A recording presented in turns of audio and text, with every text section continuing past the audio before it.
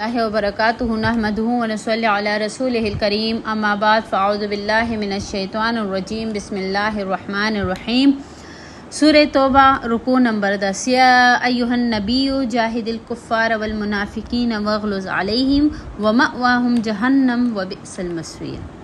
اللہ تعالیٰ فرماتے ہیں کہ اے نبی جاہد الکفار والمنافقین، مجاہدہ کیجیے، جہاد کیجیے، الکفار کافروں کے ساتھ، والمنافقین اور منافقوں کے ساتھ، واغلظ علیہم اور ان پہ سختی کیجیے۔ اب یہاں سے جہاد سے مراد جنگی جہاد نہیں ہے، جیسے کہ نبی کریم صلی اللہ علیہ وآلہ وسلم جب غزوہ تبوک سے لوٹے تو نبی کریم صلی اللہ علیہ وسلم نے صحابہ کرام سے یہ کہا، یہ فرمایا کہ ہم نے جہاد اصغر کے بعد اب سامنا کرنا ہے جہاد اکبر۔ صحابہ کرام بھی حیران ہوئے کہ اتنی بڑی جنگ کو نبی کریم صلی اللہ علیہ وسلم جہاد اصغر کہہ رہے، اب اس کے آگے جہاد اکبر کون سا ہوگا؟ تو سب سے پہلے نبی کریم صلی اللہ علیہ وسلم نے کیا کیا؟ مسجد ضرار کو گرایا۔ اب یہ مسجد ضرار جو ہے یہ منافقینوں نے جو ہے یہ اس مسجد کو تعمیر کیا تھا، اور وہ بظاہر خود کو مومن کہلاتے تھے، لیکن یہ مسجد انہوں نے تعمیر کیا تھا کس لیے؟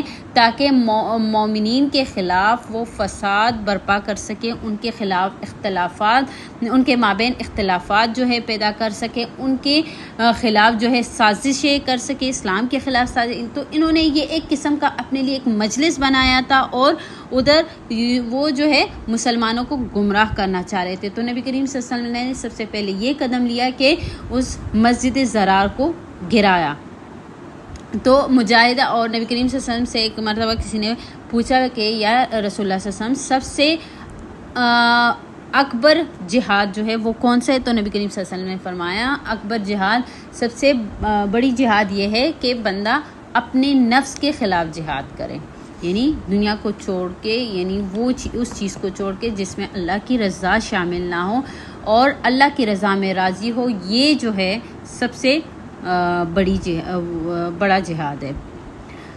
تو اللہ اس لیے اس جہاد سے اس لیے جنگی جہاد مراد نہیں ہے کہ نبی کریم صلی اللہ علیہ وسلم نے کبھی بھی منافقین کے خلاف جہاد نہیں کیا اپنی زندگی میں، انہوں نے صرف کفار کے خلاف جہاد کیا ہے، تو یہاں سے جنگی جہاد مراد نہیں ہے۔ یا ایھا نبی، اے نبی جاہد الکفار، جہاد کیجیے الکفار کفار سے، والمنافقین اور منافقوں سے، واغلظ اور سختی کیجیے علیہم ان پہ، ومأواہم ان کا ٹھکانہ جہنم و جہنم ہے، وبئس المصیر اور بہت برا ٹھکانہ ہے۔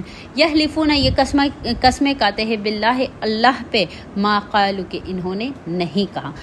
یہ ایک واقعہ ہے، انشاءاللہ آگے سورہ منافقین میں بھی آئے گا، اور اس میں جو ہے ایک لڑکا آیا نبی کریم صلی اللہ علیہ وسلم کے پاس، اور مطلب کہ انہوں نے جو ہے منافقین نے اسلام کے خلاف کوئی ایسی بات کی تھی کہ اس لڑکے نے آ کے نبی کریم صلی اللہ علیہ وسلم کو بتایا، اور پھر یہ جو ہے قسمیں کھانے لگے کہ ہم نے نہیں کہا۔ تو اللہ تعالیٰ نے اس لڑکے کی بات کو سچ کر کے دکھایا کہ یہ اللہ فرماتے ہیں یحلفون، یہ قسمیں کھاتے ہیں، باللہ اللہ کی، ما قالوا کہ انہوں نے نہیں کہا، وَلَقَدْ تحقیق قالوا انہوں نے کہا ہے، کلمۃ الکفر کلمہ کفر، وکفروا اور انہوں نے کفر کیا ہے، بعد اسلامہم اپنے اسلام کے بعد، وہموا بما لم ینالوا اور انہوں نے ارادہ کیا تھا، بما اس کا، لم ینالوا جو یہ انہوں نے نہیں پایا۔ اب یہ جب نبی کریم صلی اللہ علیہ وسلم اور صحابہ کرام غزوہ تبوک سے وہ لوٹ رہے تھے، تو نبی کریم صلی اللہ علیہ وسلم نے ایک راستہ جو ہے، جب ادھر کفار جو ہے کفار سے بچاؤ کا راستہ انہوں نے اختیار کرنا تھا، تو ایک عام راستہ چھوڑ کے نبی کریم صلی اللہ علیہ وسلم ایک پہاڑی راستہ تھا، اور اتنا تنگ تھا کہ ایک ٹائم پہ اس پہ ایک ہی جو ہے اونٹ نکل سکتا تھا۔ تو نبی کریم صلی اللہ علیہ وسلم نے اس راستے کو اختیار کیا، اور ان کے پاس صحابہ کرام بھی تھے۔ تو اس ٹائم نبی کریم صلی اللہ علیہ وسلم کے پاس دو صحابی تھے، حضرت عمار رضی اللہ تعالیٰ عنہ اور حضرت حذیفہ رضی اللہ تعالیٰ عنہ۔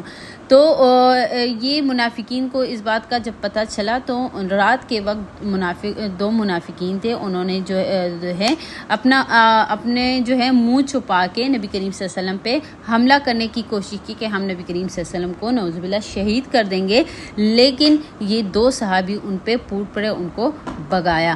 تو اور اس ٹائم نبی کریم صلی اللہ علیہ وسلم کو پتہ چل گیا تھا کہ یہ کون سے دو منافق تھے، اور نبی کریم صلی اللہ علیہ وسلم نے حضرت عمار رضی اللہ تعالیٰ عنہ کو ان کا بتایا بھی کہ اور لیکن ان کو یہ بتایا کہ یہ بات کسی کو نہیں بتانی، مطلب کہ اس ٹائم پہ یہ نہیں وہ کرنا کہ یہ کون دو جو ہے منافق تھے جس نے نبی کریم صلی اللہ علیہ وسلم پہ حملہ کیا. اس لیے حضرت حذیفہ رضی اللہ تعالیٰ عنہ کو نبی کریم صلی اللہ علیہ وسلم کا رازدار بھی کہا جاتا تھا. وَهَمُّوا بِمَا لَمْ يَنَالُوا، انہوں نے ارادہ کیا تھا بما اس چیز کا لم ینالو جو یہ نہیں انہوں نے نہیں پایا. وَمَا نَقَمُوا إِلَّا أَنْ اغناہم اللہ، وما نقموا یہ انتقام نہیں لے رہے تھے الا مگر ان یہ کہ اغناہم ان کو غنی کر دیا اللہ نے ورسول کے رسول نے من فضل اپنے فضل سے. یعنی یہ ان کا انتقام کیا تھا؟ ان کا انتقام یہ تھا کہ یہ مومنین کے خلاف، یہ خود تو گئے نہیں جنگ پہ، جنگ میں جو ہے فتح نصیب ہوئی، مال غنیمت بھی حاصل ہوئی، اور جو ہے جہاد میں شریک ہونے کا جو ہے جہاد میں بھی شریک ہوئے، تو اس لحاظ سے بھی نبی کریم صلی اللہ علیہ وسلم اللہ بھی ان سے راضی ہو گئے اور مال غنیمت بھی ملا، تو ان کو اس چیز کا انتقام جو ہے تھا. فَإِن يَتُوبُوا، یا کہ اگر یہ آپ سے جو ہے وہ آپ کے سامنے یہ توبہ کر لے، خیر یہ بہتر ہے لہم ان کے لیے. وَإِن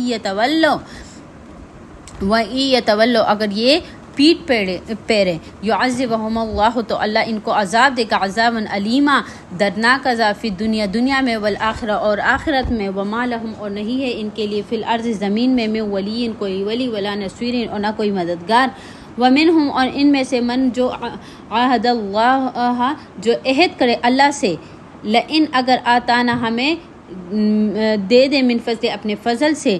یعنی یہ انہوں نے ان میں سے جو تھے وہ تھے کہ جنہوں نے یہ عہد کیا کہ اگر اللہ ہمیں، یہ سب کے لیے ہے، بہت سے ایسے لوگ ہوتے ہیں. سب سے پہلے تو ہم اگر پاکستان کا سوچیں، جیسے پاکستان کس اس پہ آزاد ہوا؟ کلمہ لا الہ الا اللہ محمد رسول اللہ، یعنی اسلام کے نام پہ پاکستان آزاد ہوا. لیکن پاکستان میں اب اسلام کہاں نظر آتا ہے؟ اس پہ غور ہونا چاہیے. تو اسی طرح یہ بھی ایک جو ہے اس آیت کی ایک مثال ہے. تو اللہ فرماتے ہیں ان میں سے وہ ہے جو عہد کرے اللہ سے کہ اگر ہمیں اللہ نے اپنے فضل سے عطا کیا تو ہم کیا کریں گے؟ لئن آتانا اگر ہمیں عطا کرے من فضل اپنے فضل سے، لنصدقن تو ہم صدقہ کریں گے، ضرور صدقہ کریں گے. ولنکونن اور ہم ہو جائیں گے من الصالحین نیک کاروں سے، یعنی ہم نیکی کے کام کریں گے. اللہ فرماتے فلما جب آتا ہم ان کو عطا کیا گیا من فضل اپنے اللہ نے اپنے فضل سے، بخیلو تو انہوں نے بخل کیا بھی اس پہ، وتولوا اور انہوں نے پیٹ پھیر لیا، منہ پھیر لیا، وہم اور یہ تو ہے ہی معرضون اعراض کرنے والے. اب اس کی جو ہے سزا ان کو کیا ملی؟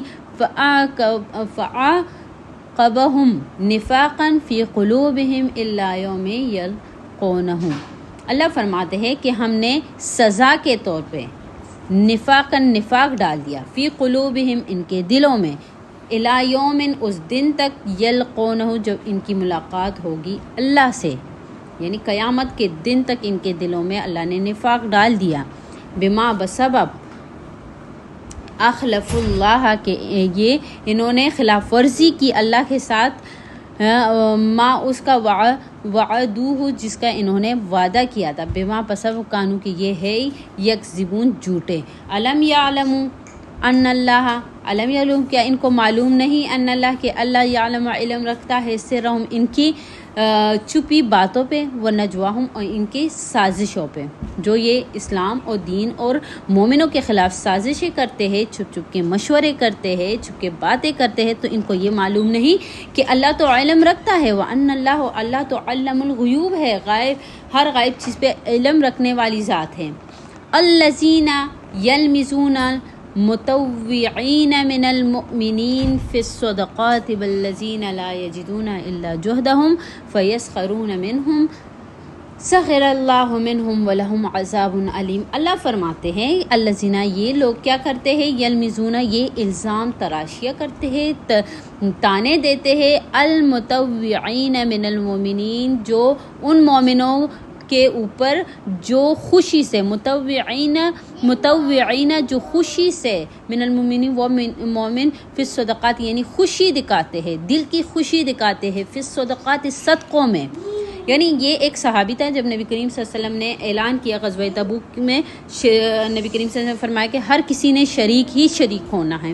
اور دوسرا یہ کہ جس کا جتنا جو ہے استطاعت ہو تو اپنے استطاعت کے مطابق جو ہے صدقہ کرے، کہ ہمیں جو ہے جنگ میں ضرورت ہوگی چیزوں کی. تو ایک یہ صحابی تھے، بہت زیادہ غریب تھے. انہوں نے کیا کیا کہ انہوں نے ساری رات کسی کے باغ میں محنت مزدوری کی، ساری رات کنویں سے پانی نکال کے جو ہے اس باغ کو دیا، اور اس باغ والے نے صبح اس کو جو ہے کھجوریں دی. وہ کھجوریں انہوں نے آدھی جو ہے اپنے بیوی بچوں کو دی اور آدھی لے کے آئے، نبی کریم صلی اللہ علیہ وسلم کے حضور پیش کیے. اور نبی کریم صلی اللہ علیہ وسلم نے اس ٹائم یہ بھی فرمایا کہ یہ کھجوریں جو ہے ان سارے صدقات پہ باری ہے. تو ان منافقین نے اس صحابی کا مذاق اڑایا اور کہا کہ یہ جو ہے یہاں ان کھجوروں کے بغیر تو یہ مہم چل ہی نہیں سکتی. والذین یہ وہ ہے یعنی یہ وہ لوگ ہیں لا یجدونا کہ نہیں ہے ان کے پاس الا مگر جہدہم ان کی کوشش، ان کی محنت. فیسخرون پس یہ مسخرے کرتے ہیں منہم ان کی یعنی ان کا مذاق اڑاتے ہیں. سخر اللہ تو اللہ مسخرہ کرے گا منہم مذاق اڑائے گا منہم ان کا. ولہم ان کے لیے عذاب، ان صحابی کا نام عقیل رضی اللہ تعالیٰ عنہ تھا. ولہم اور ان کے لیے عذاب ہے، یہ منافقین جو ہے ولہم ان کے لیے عذاب ہے علیم دردناک. اب اللہ فرماتے استغفر لہم او لا تستغفر لہم. اب یہ بہت سخت آیت ہے منافقین اور کافروں کے بارے میں. اللہ فرماتے ہیں استغفر لہم اگر آپ ان کے لیے استغفار کیجئے، او لا تستغفر لہم یا ان کے لیے استغفار نہ کریں، اگر ان کے لیے استغفار کریں یا نہ کریں. وَإِن تستغفر لہم اگر آپ ان کے لیے استغفار کریں 70 مرتن 70 بار بھی، فَلَن يَغْفِرَ اللَّهُ تو اللہ نہیں معاف فرمائے گا لہم ان کو. ذالک یہ بِأَنَّهُمْ بسبب یہ کہ یہ کفروا انہوں نے کفر کیا باللہ اللہ کا ورسول اس کے رسول. واللہ اللہ لا یہدی ہدایت نہیں فرماتا القوم الفاسقین فاسق قوم کو. آج کے لیے اتنا